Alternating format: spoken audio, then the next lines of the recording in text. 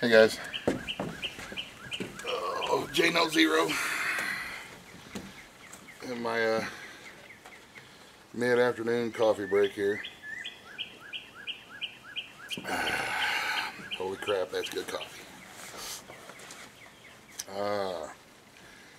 Well, spring cleaning also includes the spring trim.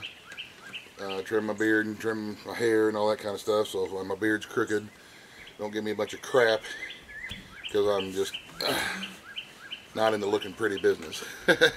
Obviously. I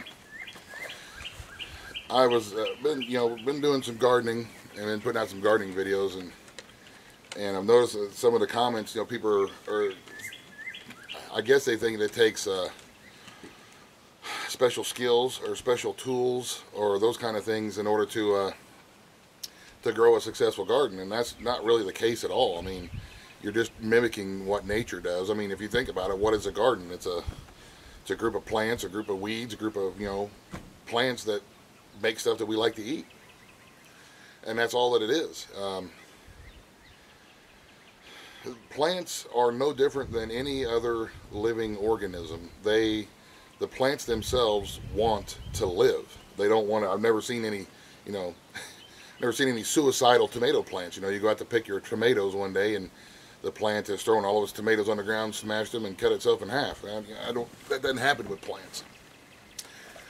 The plants want to live. So if you're watering your plants, but you're still noticing that they're not growing like you think they should be, or they're still looking sickly or whatever, then there's only one other thing that it could be, and that would be nutrition, the nutrients in the soil. I mean, the plants will grow everywhere. We have a lot of clay and white and red clay here that we grow in, and it's not a matter of what the soil contains. It's a matter of the nutrients that the plants are able to get from the soil, which is where the compost and the manure and stuff comes in, because that puts nutrients in for because you think about it, hydroponics, they don't even use dirt.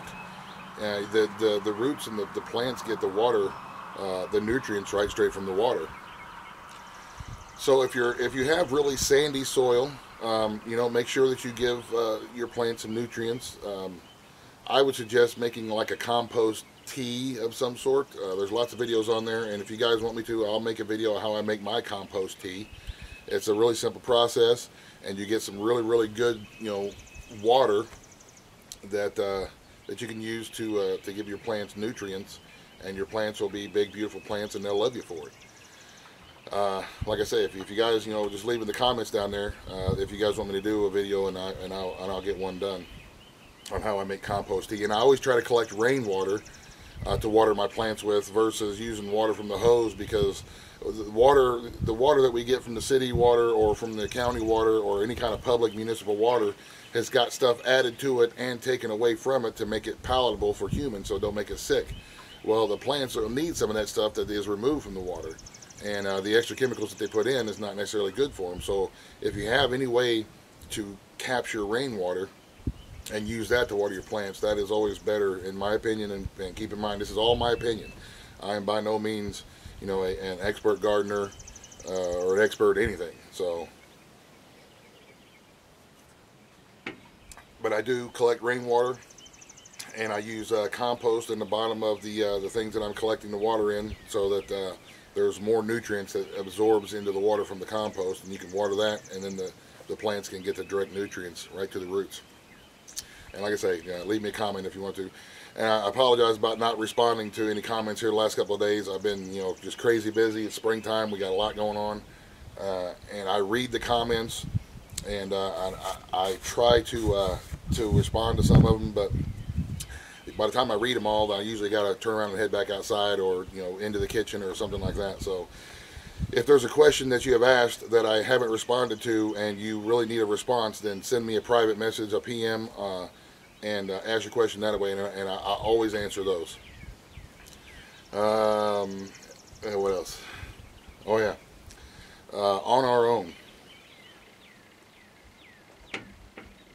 When I mention in my videos, if we find ourselves in an on our own situation, that's just a different choice of words that I have chosen to use rather than the the standard SHTFs, the WROLs, the Quacky or whatever it is the other one is. Those to me, I mean, they just all sound negative to me. And I'm not saying that nothing gigantic, doesn't happen. There very well may be something, that is a huge, national event or a global event or something like that. I mean, it is possible.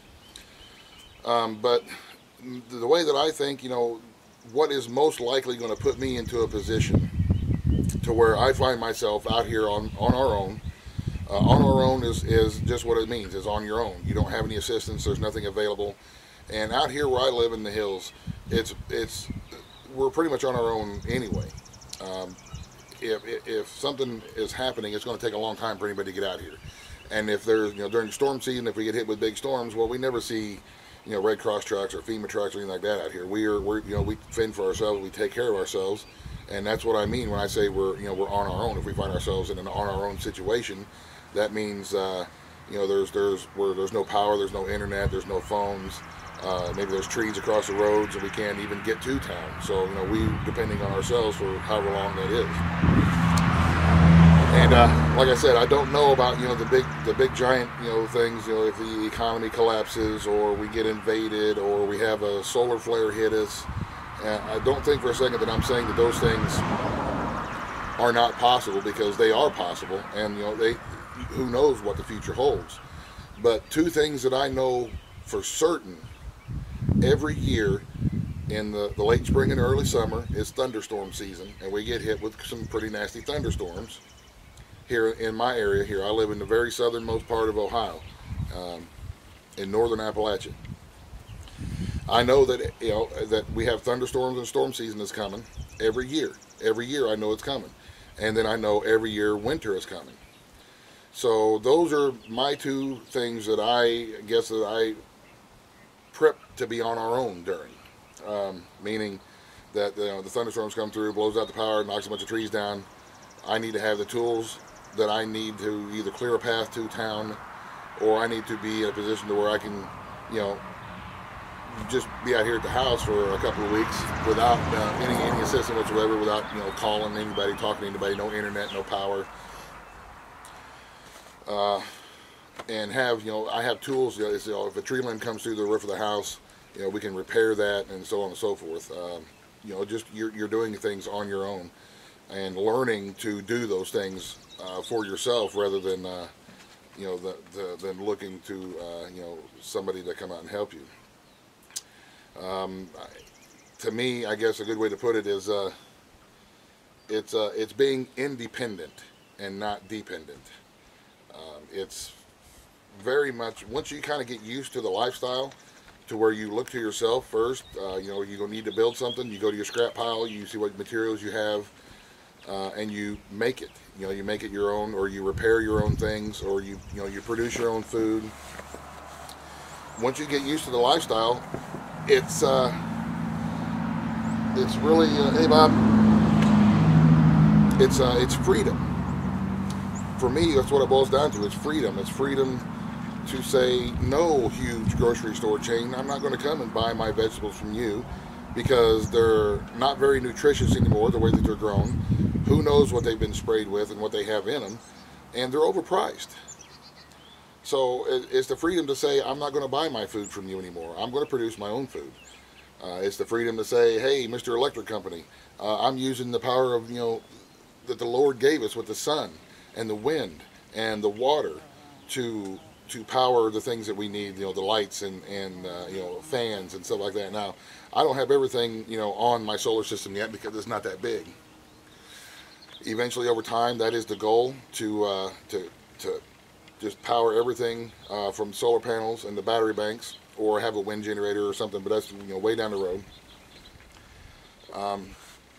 It's the freedom to say, no matter what happens, life will go on. We will continue to live and not just survive. And like I say, it's independence and not dependence. So that's what I mean whenever I say if we find ourselves in an on our own situation. That's what I'm getting at. I'm a firm believer that if we are very well prepared for the more likely local events, which would be storms or winter storms or something like that. If we're prepared for a smaller localized event, then we're also prepared for a larger, regional or national or global event. An event is an event, regardless of the fact whether it's a huge giant thing or if it's a small little local thing that just affects us here on the creek. Either way, we're going to be on our own. So that's the way I look at it. I try not to think about the huge scenarios. I mean, because it can get pretty depressing when you think about the possibility of the things that can happen. I would much rather find myself being prepared for thunderstorm season and to be on our own for a couple of weeks because of a storm, rather than think about, we're going to be on our own because of a huge, gigantic economic collapse or the zombie apocalypse or whatever. Because like I said, if you're prepared for a small event, then you are at the same time prepared for a large event. Because on your own is on your own, regardless of what the cause is. So I've had a couple of people ask me, what do I mean whenever I use that phrase, on our own? And I prefer that term, on our own, versus the other ones, because the other ones just seem real negative to me. And I don't like to be negative. I like to think positive. And I like to think of it as a philosophy of living to where, we're free. We're free from lots of stuff. We're free to produce our food. We're free to produce our energy. We're free to make our choices and control our lives, and take that power of control away from the quote unquote authorities or whatever you want to call them, and put the power of my life and my children's lives in my hands, and produce for ourselves. And to me, it feels like freedom. So there you go. That's what I mean by that. And if there's any questions or comments, like I say, I will try to sit down at some point and answer questions in the comment section. But there's usually quite a few comments, and by the time I get through, I don't read all that well. So by the time I get through reading them, usually I got to turn around and get something else done, and I don't have time to respond to them. So if there's something that you need me, that you need me to answer, or that you want to ask me, keep in mind I'm not an expert. This is just how I live and what I do, and how I think about things. I try to think of things as as simple as possible, like the garden. The plants want to live. It's nature. It's life, just like anything else. If you give it food and you give it water and a little bit of love, it's going to make it. And if it's not looking like it's going to make it, then there's a reason for that. And if you're giving it plenty of water, then there's only one other thing that it can be, and that would be nutrients. So I guess that's it for now, y'all. Yeah, I'm going to go and get another cup of coffee and get back after it. I love the springtime, man. Love the spring. We got everything's new and fresh. We got baby animals. We've got baby plants. We've got baby leaves. We've got flowers going.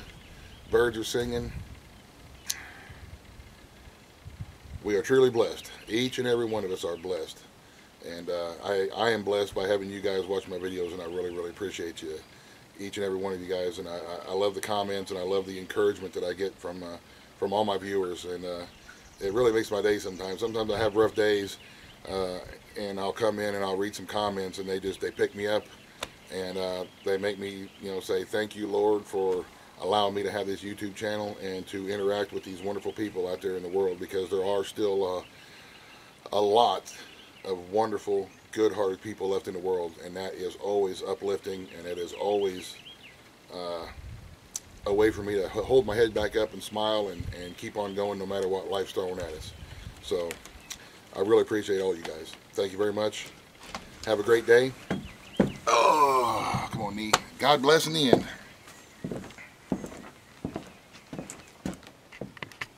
Buzz, buzz, the end.